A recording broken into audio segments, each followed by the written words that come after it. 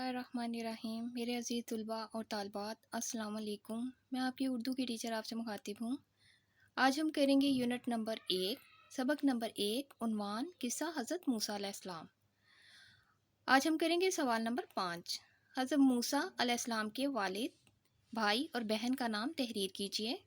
جواب: حضرت موسیٰ علیہ السلام کے والد کا نام عمران، بھائی کا نام ہارون اور بہن کا نام مریم تھا۔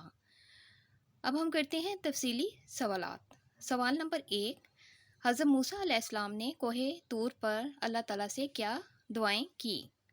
جواب: حضرت موسیٰ علیہ السلام نے عرض کیا، اے پروردگار، میرا سینہ کھول دے اور میرا کام آسان کر دے اور میری زبان کی گرہ کھول دے تاکہ وہ لوگ میری بات سمجھ سکیں۔ آپ علیہ السلام نے اپنے بھائی ہارون علیہ السلام کو اپنا مددگار اور وزیر بنانے کی دعا بھی کی۔